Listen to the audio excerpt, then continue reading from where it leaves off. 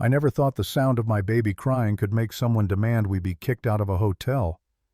But that's exactly what happened. It was past midnight when the pounding started, bang, bang, bang, and a woman's voice screamed through the door, "Make that baby stop crying!" That knock didn't just wake my baby. It opened the door to one of the worst nights of my life, and a lesson I'll never forget. My name's Anna. I was a new mom running on maybe 3 hours of sleep a night just trying to stay sane. My husband Ethan thought a short getaway would help me recharge. A small suburban hotel, quiet and cozy, sounded like heaven. I packed bottles, diapers, lullabies, everything. I just wanted one peaceful night. But life apparently had other plans. That night my baby started crying again. I was half asleep, holding her close, whispering softly when I heard it, the banging. 3 hard knocks that made my heart stop. I froze. My baby whimpered. Then a voice, sharp and nasal, cut through the silence. "This is a hotel, not a daycare." I opened the door just a crack, still in my pajamas, and there she was. Platinum blonde bob, bright floral blouse that could blind you, and a phone in her hand like a weapon. "I'm sorry," I whispered. "She's only 2 months old." She rolled her eyes. "Then take her home." Then she turned on her heel and marched away like she'd just passed a new law. I stood there shaking my baby pressed against my chest, my heart pounding so hard I could barely breathe. Ethan pulled me back inside and whispered, "Ignore her, babe. She's not worth it." But ignoring her wasn't so easy when every few minutes she banged on the wall again. That night, none of us slept. Every whimper, every little cry felt like a crime. I sat in the dark, rocking my baby, trying to stay calm, but inside I was breaking. By morning my eyes were swollen, my body heavy, my spirit gone. Still, I tried to start fresh. I went down to the breakfast lounge, messy bun, dark circles, just hoping for some coffee. And there she was again. The woman from last night, Karen, as the front desk called her later. She was standing near the waffle station, pointing straight at me like she was unveiling a criminal. "That's her, the one with the crying baby." Everyone turned to look. I froze mid-step, heat rushing to my face. "Some of us paid for quiet," she announced loudly. I stammered something about colic, about sleepless nights, but she just kept going, voice rising. People started whispering. Then the manager, Mr. Diaz, appeared. Calm, composed, a man who had probably seen every kind of hotel drama. "Ma'am," he said, "please lower your voice. Other guests are eating." Karen scoffed. I shouldn't have to eat next to that noise factory. People gasped. I wanted to disappear. Mr. Diaz tried to offer her another room, but she refused, demanding we be removed. I remember clutching my baby tighter, my hands trembling. Ethan whispered, "Let's just eat fast and go." I nodded, but inside I was already breaking apart. I spent the rest of the morning avoiding her, walking down different halls, timing our exits to miss her. But it didn't matter. Karen was always there by the elevator near the vending machine watching. Once she even muttered under her breath, "Some people shouldn't be allowed to have kids." That one hit hard. I tried to hold it together, but my eyes burned. Maybe she was right. Maybe I wasn't ready for this. Maybe I was the problem. Around 3 in the afternoon, the hotel phone rang. It was Mr. Diaz. He sounded apologetic. "Ma'am, I just wanted to inform you we received another noise complaint from room 214. Of course, Karen's room. He quickly added, "But don't worry, we checked the sound levels.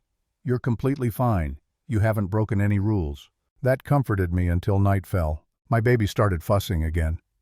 Ethan was mixing formula when another knock came, softer this time. I opened the door expecting maybe room service. Nope. It was her. Karen. This time she had her phone out, flashlight on, recording. "Caught you," she shouted. "You see? Up all night again. I have proof." Ethan stepped forward, calm but firm. "Ma'am, you're filming my wife. You need to stop."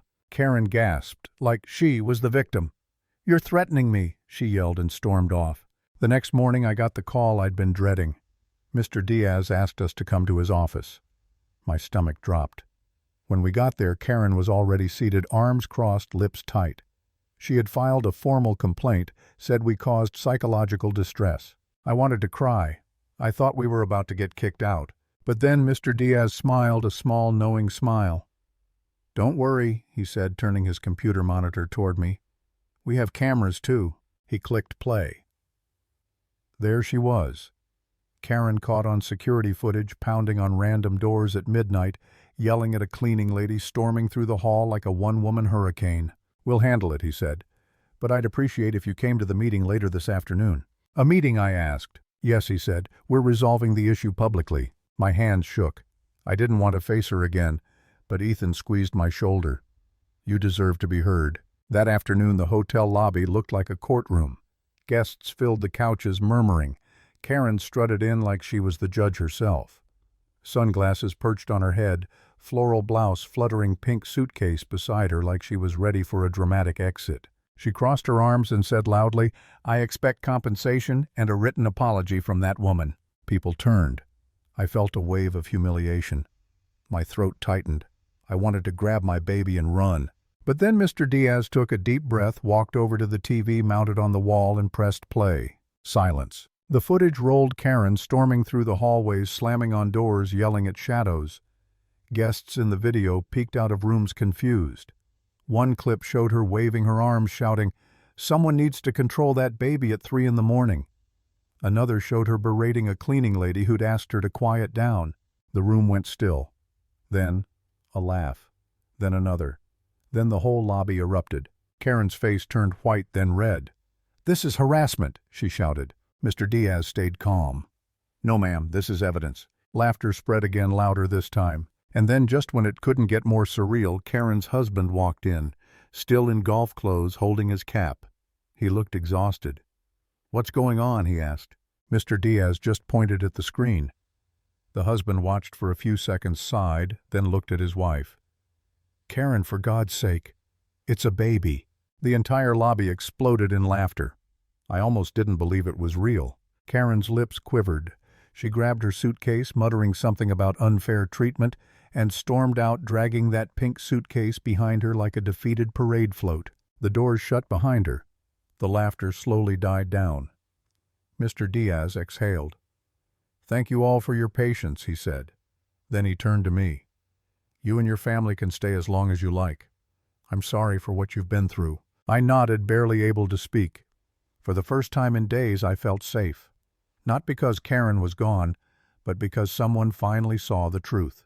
That evening, a soft knock came at my door. I opened it, nervous at first. 3 guests stood there, 2 women and an older man. One woman held a small basket, inside tea bags, cookies, and earplugs. She smiled and said, "Don't let one loudmouth ruin your peace, sweetheart." My eyes filled with tears. I could only whisper, "Thank you." Later that night, while Ethan fed the baby, I sat by the window watching the parking lot lights shimmer through the rain. For the first time, the world felt quiet again. Not perfectly quiet, my baby still cooed softly, but peaceful. The next morning, Ethan handed me his phone, smirking. "You should see this." Karen had posted a 1-star review online. It read, "Hotel full of crying babies and rude staff." And right below it, Mr. Diaz's public response.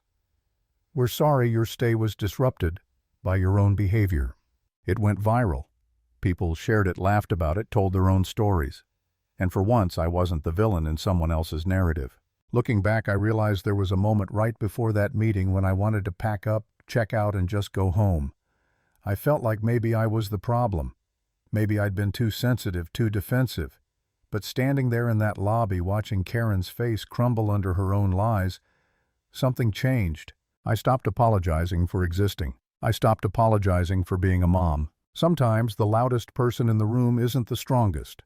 They're just the most desperate for control. And if someone ever tries to shame you for doing your best, remember this: calm always outshines chaos, and truth always finds its mic.